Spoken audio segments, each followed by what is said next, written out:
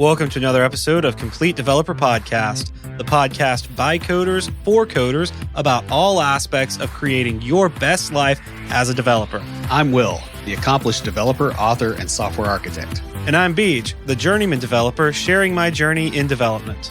Complete Developer Podcast is supported by listeners like you. We are now on Patreon at www.patreon.com/Complete Developer Podcast.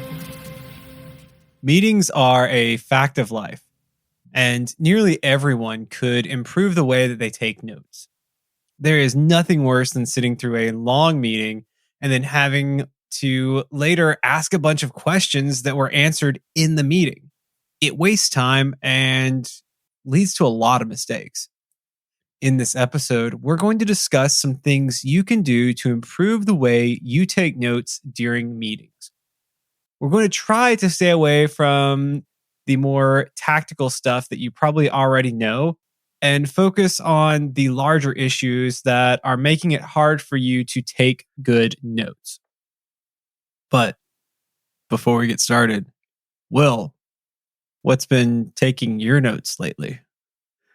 Well, I actually did have to take notes while we were on the call earlier because I have got it. I think my recording setup is nailed down in Linux. Nice. There's some config stuff that I need to do to make it, nice and repeatable, but it's there. You were on the call with me and you verified it. So that's pretty cool. And I think one thing that has really helped is the way that I actually have started doing things with notes more. So I take notes when I'm doing a process like that, just note everything down. And then when I get stuck, I can actually go back through and reason about what happened. That's helped me tremendously. That plus actually kind of project planning in notes, like going, okay, I'm going to do this thing. Here's the steps I need to do, and actually really tracking it versus just kind of winging it. It's like night and day difference. So I'm pretty pleased with how that's working out. So how about you? Well, I hit my weight loss goal. Finally. I say finally, I mean, it's only been a year, almost to the day, actually. I weighed myself one day after I started this, just because I weigh myself on Saturdays. And I hit my goal. Took a year to get to lose 90 pounds.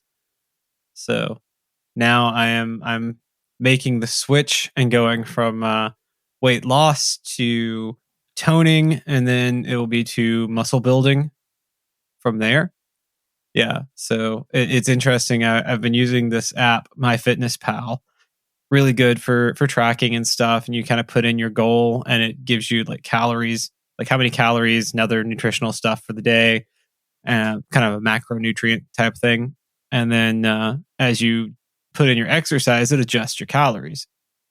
Well, I changed it from weight loss to weight maintenance, and oh my goodness, I have so many calories.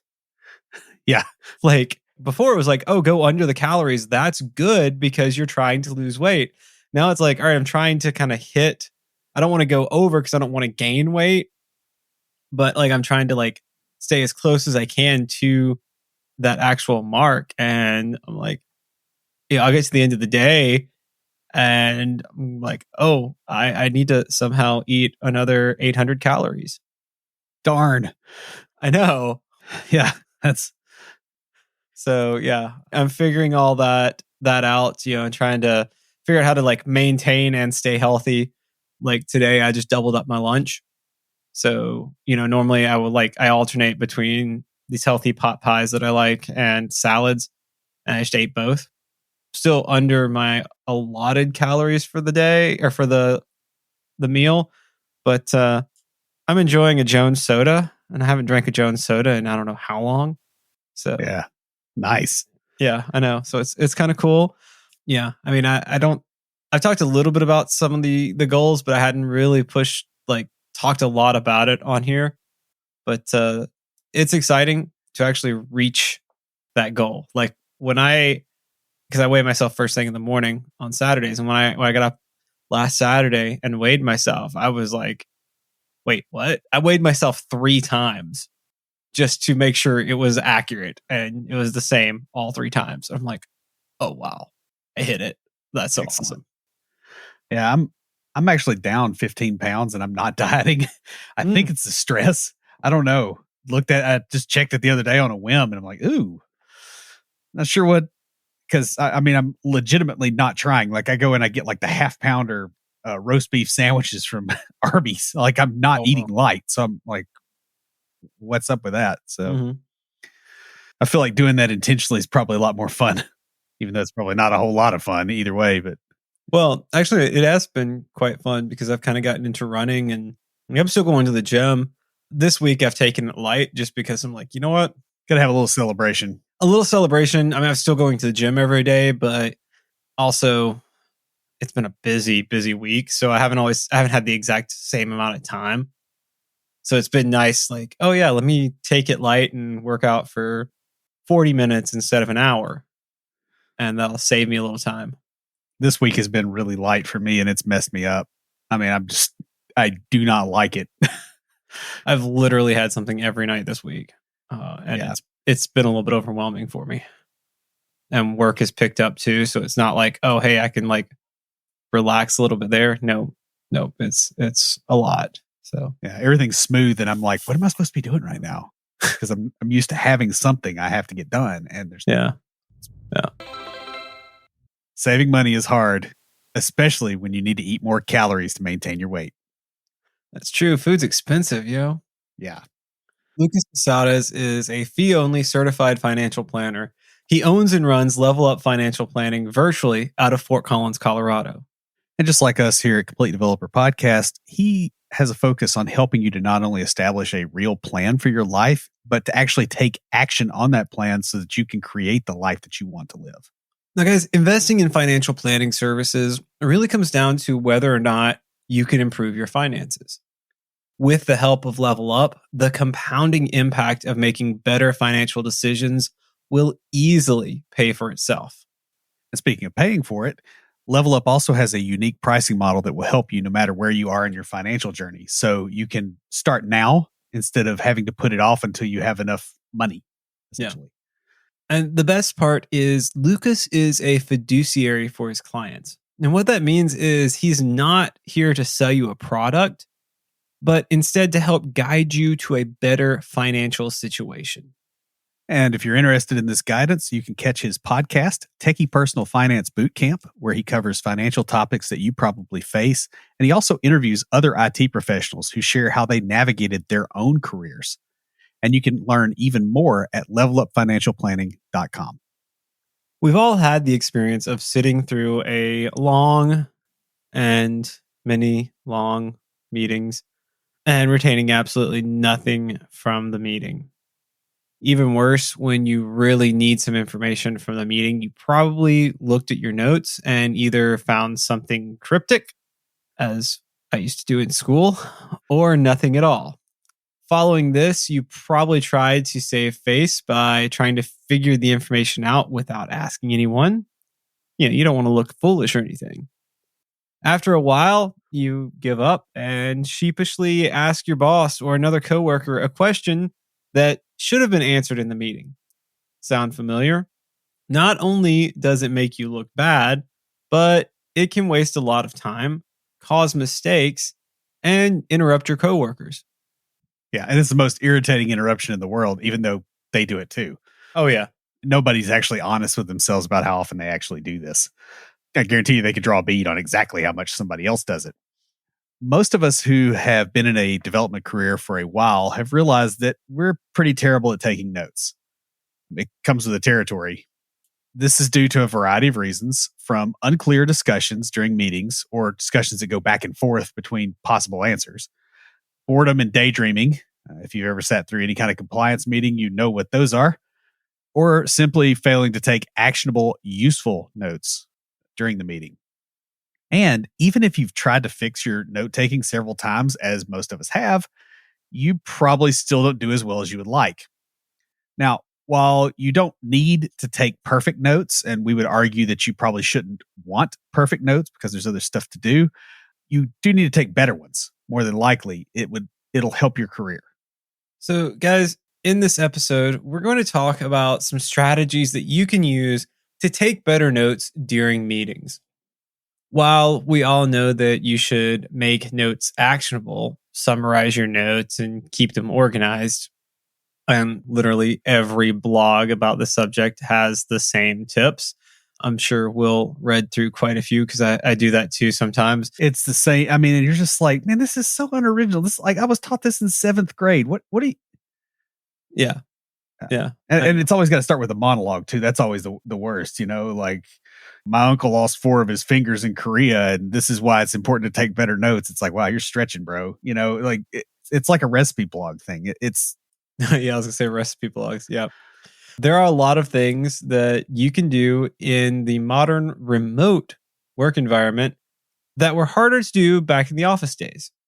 Remote work gives us a lot of advantages for taking notes, as well as some disadvantages that we need to mitigate. and the first thing is obviously I think it's pretty important for fixing a lot of problems in the office, and that is to learn to triage your meetings. Some meetings are just not worth your time. If you're not reporting to somebody, aren't taking notes, and have nothing actionable to do after a meeting, you need to skip it. Or at the very least, do something else with your time during that meeting, right? Especially if you're working remote, you absolutely can do that. Yeah. Yeah. Now, you may not be able to skip a meeting, but if you aren't talking and have nothing to contribute in the remote world, you can and probably should be doing something else. I know, like, and it sort of depends on the meeting. And our daily stand-ups, we kind of have a rule about not doing that, Yeah, same here. just because it's ours are actually an hour long, but that's because we also combine them with refining. We do, like, we only have one meeting a day, and it's like, oh hey, if we need to do some refining, we do it here. If we need to, like, whatever we need, we do in that meeting. Now, when we don't need to do anything, that meeting lasts about 10 to 15 minutes, and we've got the hour to goof off if we want, or to get off the call and go work. A lot of times it ends up being like about half an hour of actual meeting and then 15 minutes of talking about video games. Ours is supposed to be a 30-minute meeting. We're usually done in under 10 minutes unless something Yeah. major has gone wrong. And then usually there's like 5 minutes of, maybe, joke. Cause like I want to keep the team camaraderie going. Like we're not technically supposed to do this during a meeting, but like you don't want to just be all business, especially like in your small team stand up. And then we have like a scrum of scrums type setup that's later in the day that not everybody has to go to. I do. That's a little bit longer. And then we've got planning meetings, but there's, any of the meetings that are actually useful for your job, you either need to be figuring out how to participate or you need to do something else. But you also have a lot of other meetings that you're required to be at that just are not useful. And I don't mean like your health and benefits type meetings either, right? Where you pick your insurance, you need to be paying attention in there too, because it's a lot of money. But you will have like company wides a lot of times that are just, you don't care about any of it.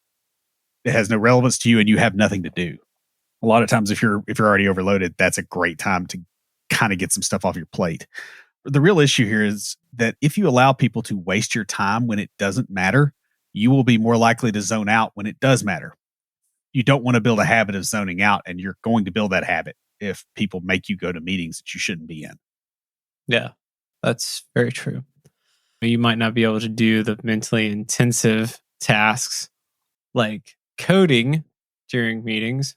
I mean, if you consider coding mentally intensive, It depends on the language sometimes, Well, it depends on what you're doing. Like if you're building out data models on like writing getters and setters, then no. But, if you're doing some complex RxJS in TypeScript, then probably need your full attention. I mean, yeah, it really does depend on what you're doing. A lot of times, if like I will do sort of ancillary tasks, like things that need to get done, but that I don't have to be like, I can kind of half pay attention to, or like it's like I start it and I just I need to monitor it while it's running. Yeah. One thing I've found that's helpful is if your coworkers have low difficulty PRs, this is a good time to do it. Or if there's because a lot of times I find distractions to actually be helpful when I'm reviewing a PR, because if I'm slightly distracted and I look at something and I go, that doesn't make sense, that's a tell, because somebody's going to come back through and they're going to be distracted and look at that PR and it's not going to make sense and it's going to confuse them. Right. So, like, get yourself into a mental state of like whatever your worst development state would be. And a lot of times it will really actually help you be a less terrible developer, if that makes sense. That does make sense. Yeah. So, next, come to meetings with a list of questions. I mean, if you are supposed to leave a meeting with answers, then you need to show up with questions, especially if you've got an agenda or a topic to discuss.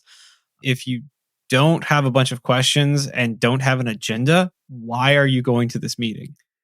Yeah. There's a lot of meetings that people will call that are just not worthwhile, or they're not well planned, or it could have been an email, or you're not supposed to be there, but you are there. Definitely be willing to question that. And also, when you write down your questions before you go in, you're more likely to actually answer them and take that note, because it's a psychological thing. You don't like leaving blanks. You'll leave a page completely blank, but you won't leave a line blank. You're less likely to. Yeah, that's a weird psychological thing, but that's true. Yeah. And it is very strange, but it also helps a lot later when you come back to the same question again and you've forgotten the answers if they're already written down. Because more than likely, if you thought of a question once and you forgot it, you will think of the same question again. Yep.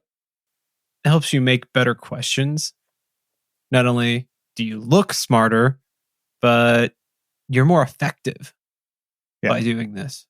Yeah. And the looking smarter thing is not necessarily like, that's not the goal, but it does keep you from asking completely boneheaded questions. Like, if you've got a fear of doing that, writing them down beforehand and being ready makes it more likely that you will think through stuff well enough, to only ask questions that matter. Yeah. Unless you purposely ask those questions just to mess with people. Yeah. Or to get somebody to explain something for other people for whom that is not a dumb question. Yeah. Now that I've done a lot of. I've done a fair bit of that myself too, where I'll ask a question where, other people are like, man, that's an idiotic question. You know better than that. And it's like, yeah, but the PM doesn't. And you're not explaining it to them. And I don't want to call them out and go, hey, he don't know how to code. So I'm going to ask a dumb sounding question, because I'm not going to bring my ego into the room there. Right. It's not useful. These questions and answers can also be really helpful for your coworkers who didn't make it to the meeting, because guess what? They're going to come up with those same questions and now they're going to ask you. Mm-hmm. And you can often short circuit this if if it's something that's a little bit more technical and you've got those questions, you just write it up and you send an email to them, and then you don't get bothered at some inopportune time. That's true. Next, have consistent means of calling out your action items from your notes. So whether you are doing things digitally or on paper, you need to be able to see your action items at a glance when quickly thumbing through them. Yeah. And this is a mistake I used to make a lot, right? I would write down my action items, and then a week later, my boss is like, well, did you do the thing I told you to do? And I'm like, oh no, I forgot to do it. Well, why'd you forget to do it? I saw you write it down. And you go back and look, and yeah, it's sitting there on the paper, but there's nothing when I'm flipping through the notebook that makes that thing obvious, right? Like you want to, put a star by it, put an arrow pointing at, I usually put an arrow pointing at it from the margin. And then I'll put a star by stuff that's important so that you can see it quickly. Yeah. Because if you don't do that, you are going to miss it. And then also, obviously, when you finish the action item, you go back to your notes and you cross it out. Like it's a checklist, and I don't want to get a false positive that I need to do this thing. You are going to kind of use it for task management. It just keeps you from screwing up more than anything else. Now, ideally, after the meeting, you would put any action items into a system that helps you be reminded of them. So some kind of to-do list manager, something like that. Like I use Todoist for that.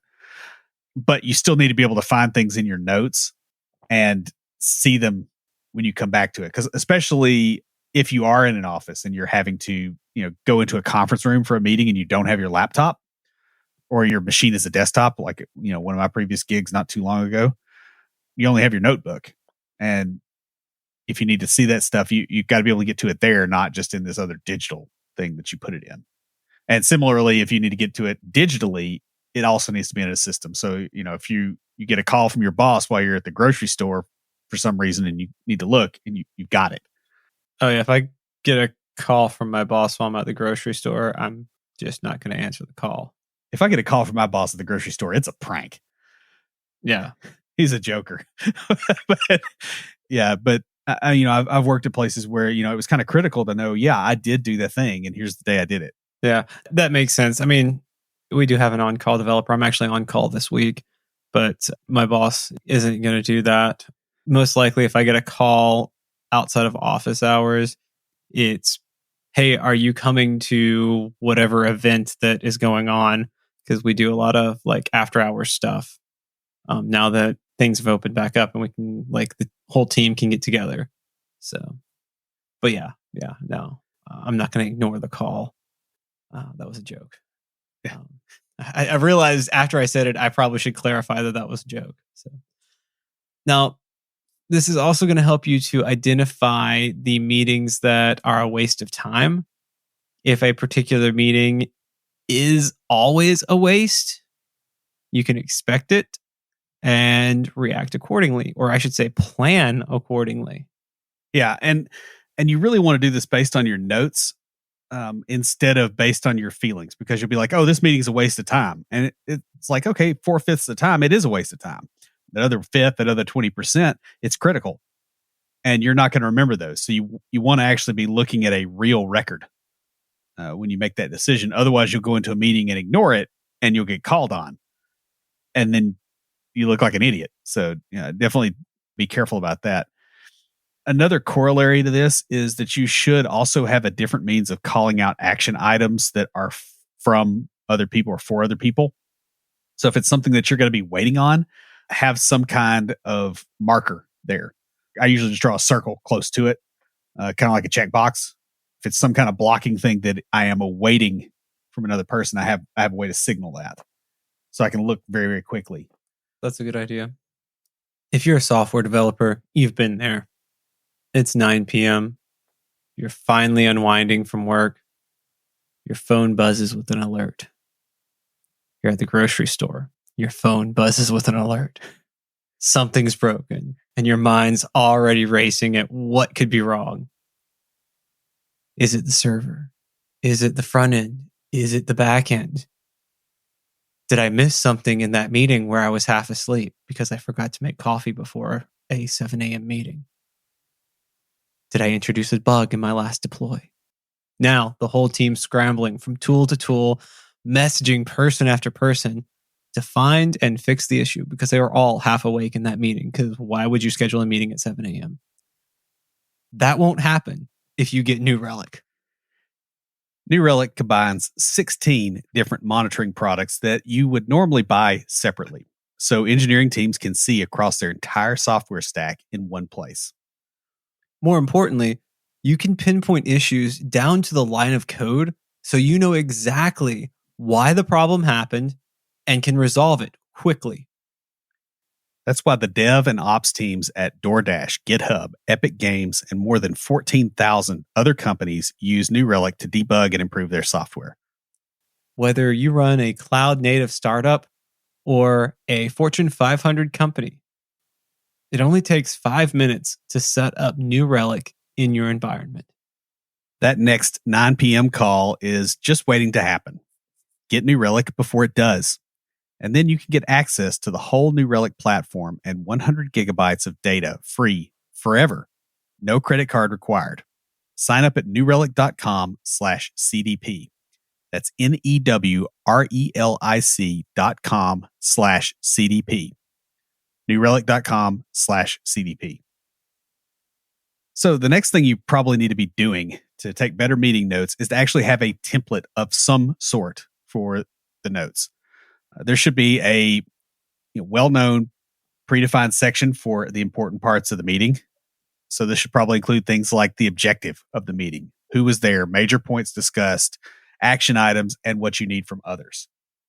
There's quite a few reasons why you want to do this. The first one is that it makes your notes more consistent and easier to quickly access. Yeah, I've known some people that they take a lot of notes, but their notes were structured differently from meeting to meeting. And so when they're looking for stuff, they're having to like read the entire stupid thing. It's like, look, treat it like a database table. You want an index for the things you're trying to get. Okay, so I really like my shorthands. Oh, you've seen my shorthand. You can read more of it than any other person other than me. Yeah, I'm one of the two people who can read it, and the other one is you. Yeah. Yeah, but my shorthand changes. That's the thing. It changed, especially in school when I was still like really developing it. It's kind of set now. But then again, most of the stuff I'm writing about is the same. I'm not like hopping from Bible class to psychology to English to whatever. I mean, so it's not as dispersed as it used to be, but it would. And I would actually have at the beginning of my notebook, I would leave the first page blank So you can do a key. so I could write a key.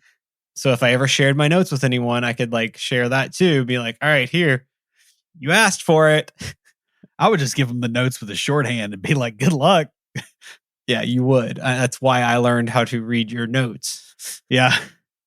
Well, I mean, like with all the computer classes and stuff, there's just certain constructs that you use a lot. I had shorthands that were kind of built around some of that stuff. And this is back in like the pre-laptop days. Like in 2000, you did not take a laptop to class. The teacher would look at you weird. It was a very expensive machine.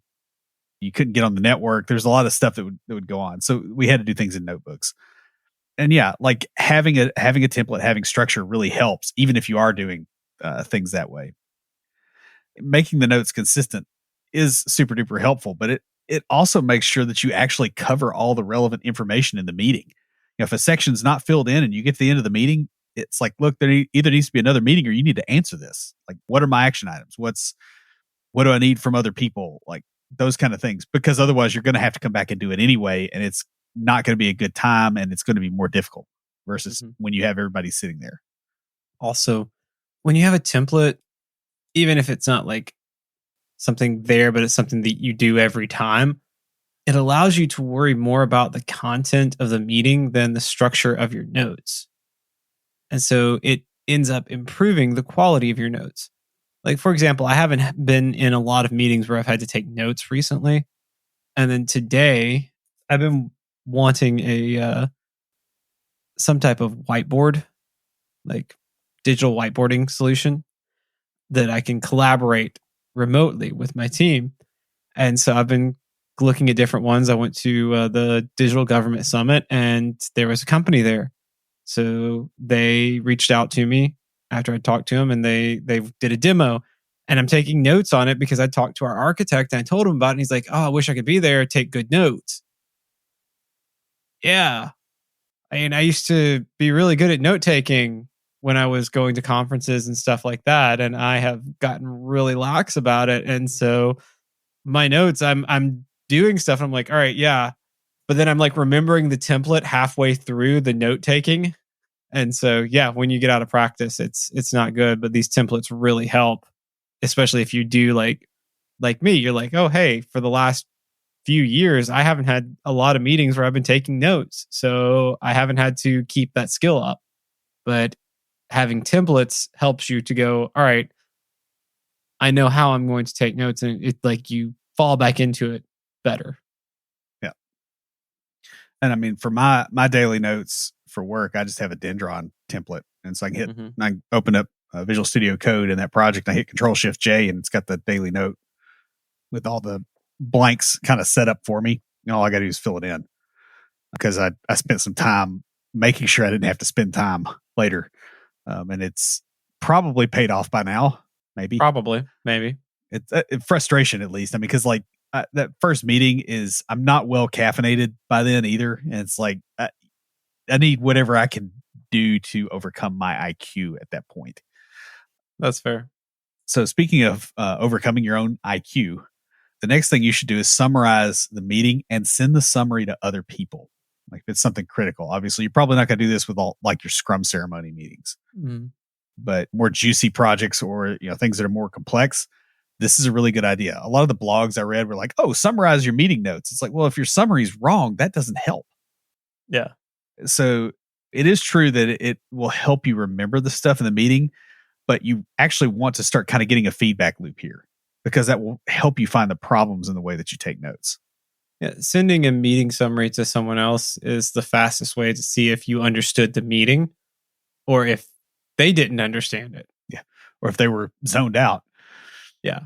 Like that'll really tighten up that loop to find that out. And especially if you find some people who pay close attention, or if it's the person who led the meeting. I've done that where I've sent a summary to the person who led the meeting. And I was like, hey, here's my summary from the meeting. Did I miss anything? And so what that does is it shows, hey, I was paying attention, I was taking notes, but I might have missed something because I was in the process of writing things down. I was like, today, I literally had to ask them to stop talking so I could write some stuff down that they had said and then repeat what they had been saying. Since I was on the phone with salespeople, they didn't mind because they're salespeople but in other instances, you're not going to be like, hang on, wait a minute, let me write that down. Now repeat what you just said because I missed it while I was writing. No. Well, you can't take that tone with the CEO. No. I mean, I have in one or two places where they were really, really quick and it was appreciated, but it was a risk. I wouldn't actually suggest doing that unless you think you could pull it off. Or if they are telling you directly something to do and you're trying to write it down and you're like, hang on, wait a second. You said like summarize in the moment really is what you're doing. You're like, hang on, wait a second. You're asking me to do this. Did I miss something? Because I was trying to write it down while you were talking. Again, that's going to make you look good, but also it's going to show I'm not sending you this. I'm not asking you to tell me what happened because I wasn't paying attention. I'm asking you to tell me if I missed anything because I was still on the previous one. Yeah. Well, and when you send summaries to other people, and even better if they send them to you as well, you can both get better. The same dynamic also works with the people just holding the meeting because they get better at actually being clear in meetings when they realize, hey, this dude takes good notes and he didn't understand anything. That's probably not you. And now dude realizes it instead of it being, oh, the developers are just not paying attention. Right. Because we've never heard that one before. Now, these summaries can also be useful for training more junior people. Really green developers are often uncomfortable in meetings and don't know what to do. They can learn from you and then you can learn from them. Well, I mean, a lot of times it just gives them, besides giving them something to do, it allows them to interact with other people in a way that is much less confrontational than they're worried about what will happen. Right. Because it's like, hey, I'm trying to take good notes so that I can help you versus arguing over architectural principles or something. It's a way for people to kind of come out of their shell without realizing you're trying to get them out of their shell. Mm-hmm. And I've definitely used that a few times as well. Yeah. For exactly that reason. Absolutely. So next, if you're easily distracted in meetings, or if you're afraid you might be, or if you just got a lot going on in your life that makes it harder to focus. Sometimes it may not be I'm always distracted. It may just be, hey, I've got this stuff going on and it's hard to focus. Write notes from the recording rather than the actual meeting itself, assuming it's being recorded. Well, push for it to be recorded because you're not the only one that needs it, right? Like you're going to have documentation people and all kinds of other folks in there. It's like it should just be recorded. Yeah. Yeah, this is going to allow you to be more engaged in the actual meeting because you aren't trying to do two things at the same time. You'll also take better notes doing this because you already know what happens later in the meeting. So like a lot of times you'll go in these meetings where somebody has got this spiel that they're giving and here's what we're going to do and here's how we're going to handle it. And you get halfway through the meeting and dude bro that sits to your right goes, hey, wait, what about this other problem? And it has to be completely re-engineered. And if you're working off the recording instead of the actual meeting, you didn't take bad notes because you're like, okay, here's the discussion that maybe there's some useful pieces in here, but I know most of this is getting thrown away. Yeah. Before you write it down. And if you're in any kind of architectural type discussions, that is definitely something that happens. Yeah. Yeah. One of my coworkers and a friend of ours used to come to our meetup group is doing a lunch and learn, a series of lunch and learns actually on RxJS. We've been talking as he's been working on it And of course, he scheduled them the 2 weeks that I'm going to be out of the country. Uh huh. I was like, oh man, I want to be there. I've been excited for this since you first told me you were working on it.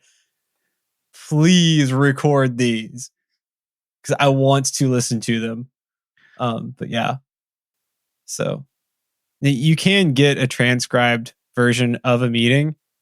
Don't copy and paste from it. Summarize it instead. Actually, in the meeting that I was in today, they had a transcription.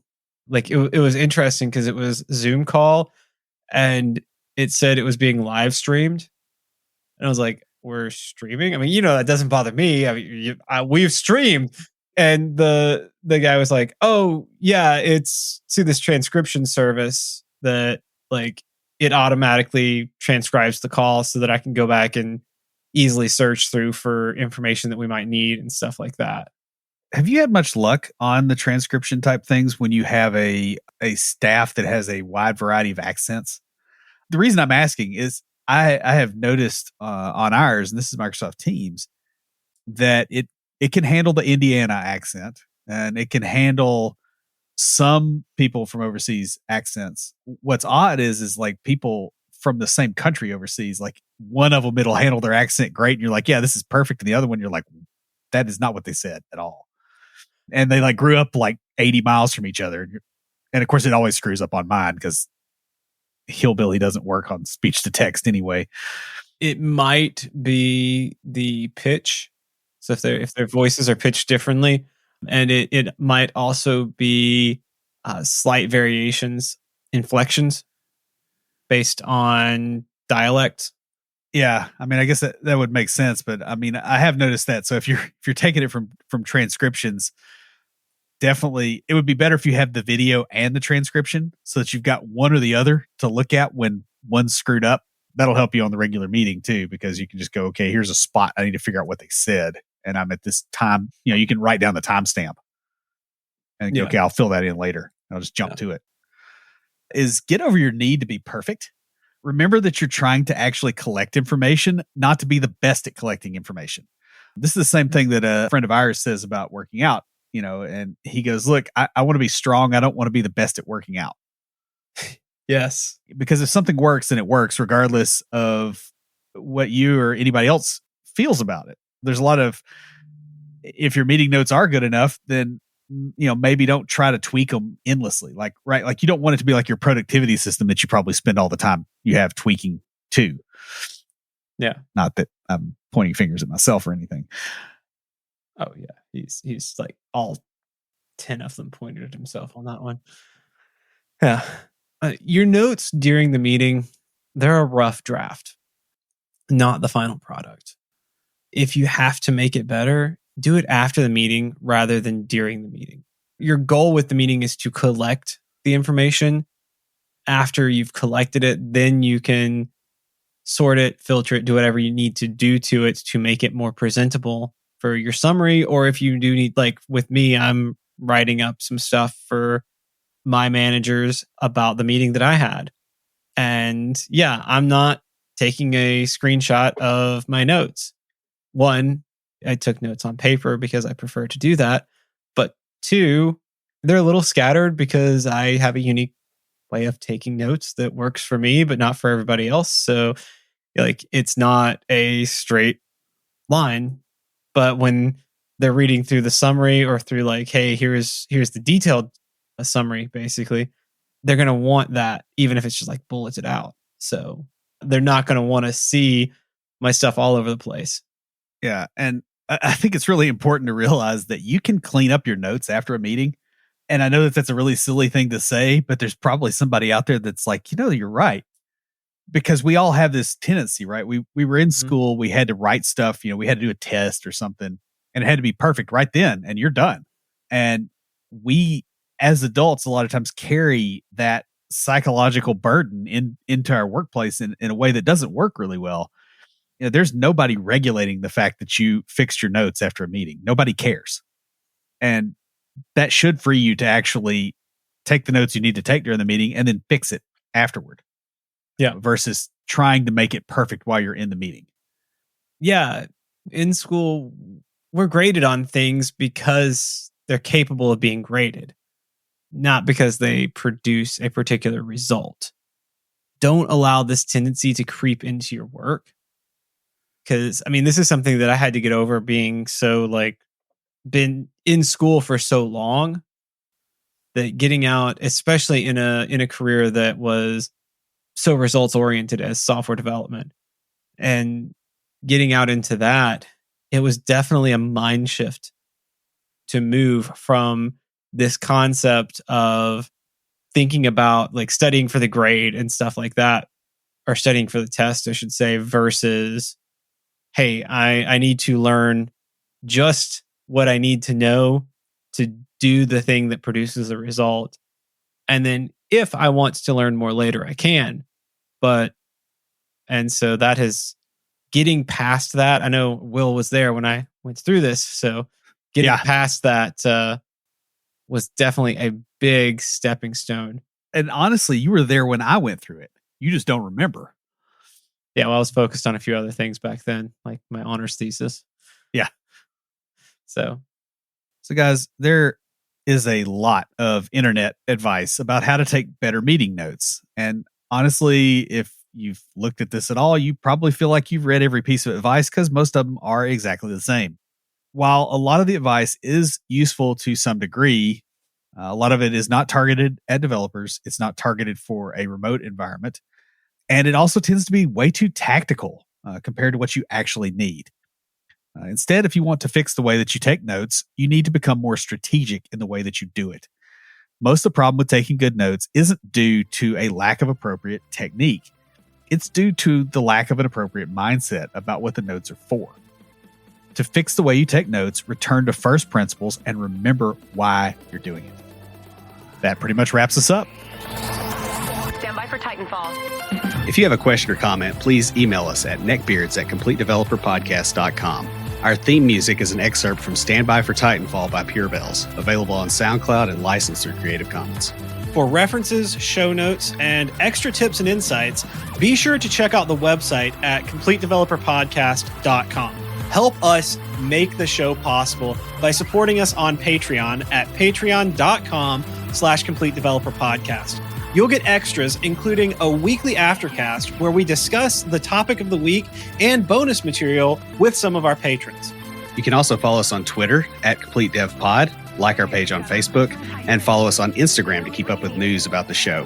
Join the conversation anytime via Slack by signing up at slack.completedevelopernetwork.com. Thanks for listening. See you next time.